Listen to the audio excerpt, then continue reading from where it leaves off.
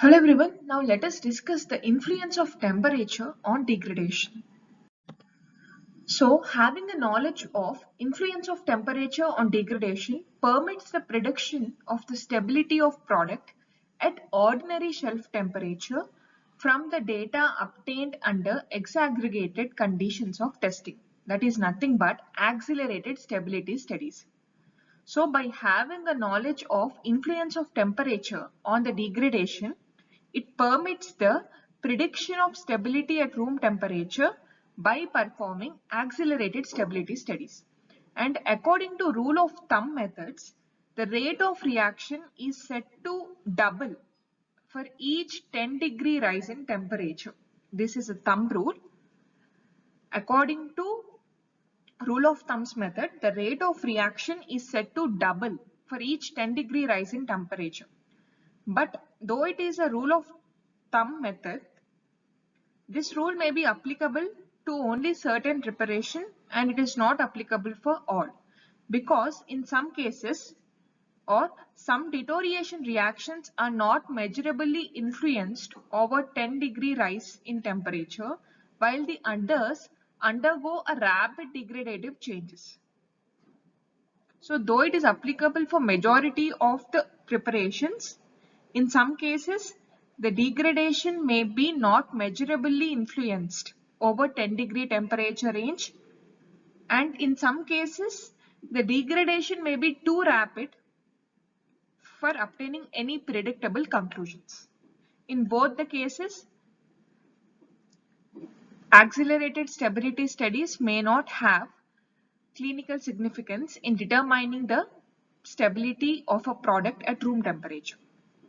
So, the optimum method is to set up a planned schedule of accelerated tests for each formulation in order to ascertain the temperature dependency of the chemical changes in the product undergoing evaluation. And the most satisfactory method for expressing the influence of temperature on the reaction velocity is a quantitative relationship proposed by Arrhenius.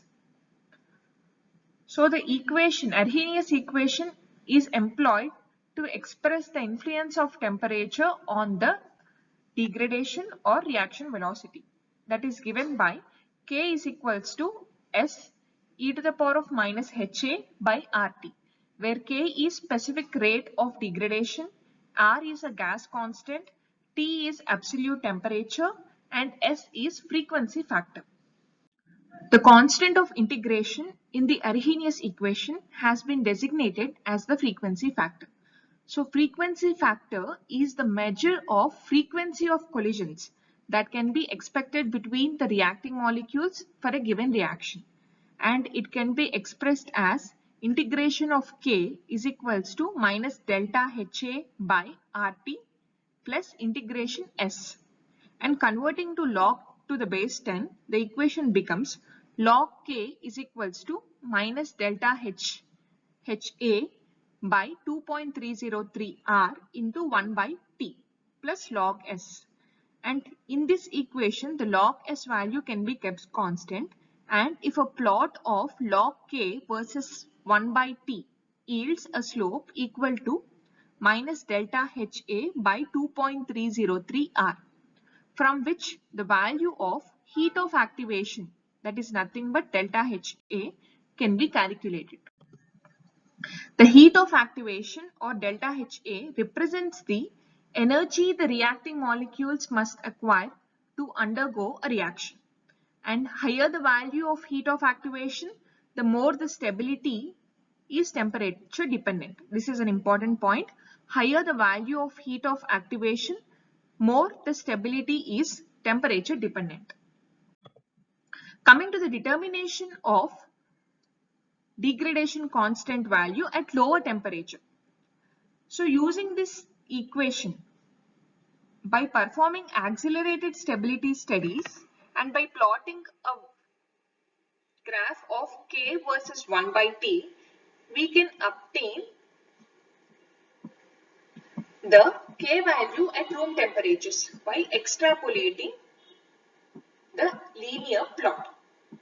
And since the plot is linear, we can determine the K value for lower temperatures. And once the K value is obtained, it can be used for the estimation of time of degradation. And if the data is limited, that is if the rate constants are available at only 2 elevated temperatures or 1 elevated temperature and the heat of activation is known, even then we can estimate the rate constant at lower temperature by using a differential form of the equation. So, differentiating the integration of Ka, we get d integration Ka by dt is equals to delta Ha by RT square. And upon integration between limits K1 and K2 and T1 and T2, the following equation becomes log K2 by K1 is equals to delta Ha by 2.303 R into T2 minus T1 by T2 into T1.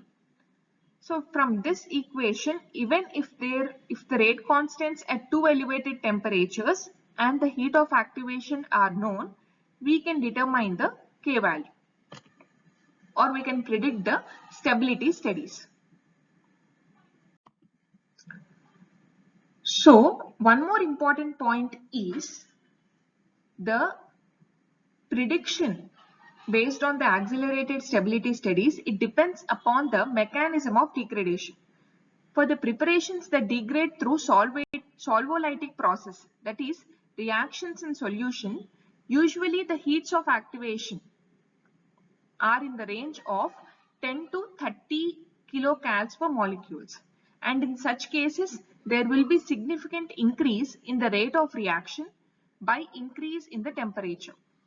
In such cases, the accelerated stability studies are useful in predicting the stability at room temperature. On the other hand, if diffusion or photolysis are rate determining steps of the reaction, the heats of activation are only in the magnitude of 2 to 3 kilocals per molecule.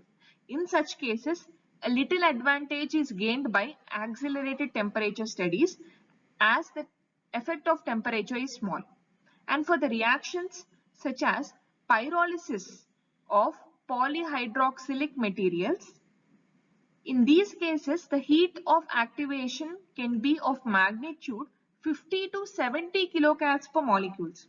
Here the rate of degradation may be greater at elevated temperature, but this is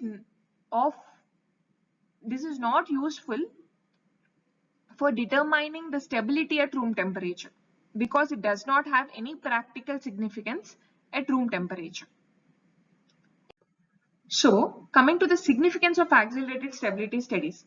Accelerated stability studies are useful for the prediction of stability if the degradation mechanism is through solvolytic process. That is, here the heat of activation is in the range of 10 to 30 kilocals per molecules and there is a significant rise in the rate of reaction with elevated temperatures. In such cases, the accelerated stability studies are useful for prediction. But accelerated stability studies are not employed or not clinical significant in case of if the degradation mechanism is by diffusion or photolysis because here the heats of activations are in the range of 2 to 3 kilocals per molecule only. And here the accelerated stability studies are not useful as the temperature effect is small. And similarly in case of pyrolysis of polyhydroxylic materials, here the heats of activations are more, that is in the magnitude of 50 to 70 cals per molecules. But here also accelerated stability studies are not significant in the temperatures of marketing and storage. So these are some of the important points. Coming to the limitations of Arrhenius relationship for stability predictions. Arrhenius relationship is majorly used for the stability predictions, but there are certain cases in which the Arrhenius relationship is not optional or it is not useful. For example, higher temperatures may evaporate solvents and thus producing unequal moisture concentrations at different temperatures. This is a disadvantage. And similarly, at higher temperatures, there is relatively less relative humidity. At higher temperatures, there is less relative humidity and oxygen solubility. And this is a hurdle in predicting the stability at room temperature of those drugs that are sensitive to moisture and oxygen. And similarly, for dispersed systems, viscosity is decreased as temperature is increased. In such case also, physical characteristics may be altered and determination of stability at room temperature based on accelerated stability studies is not useful. And another point is different degradation mechanisms may predominate at different temperature. For some drugs, different degradation mechanisms may predominate at different temperature. Even in such cases, prediction of stability at higher temperatures may not be enough for determining the stability at room temperature and marketing temperatures. So these are some of the limitations of Arrhenius relationship for stability predictions. By this, we complete the influence of temperature on the degradation. Thank you.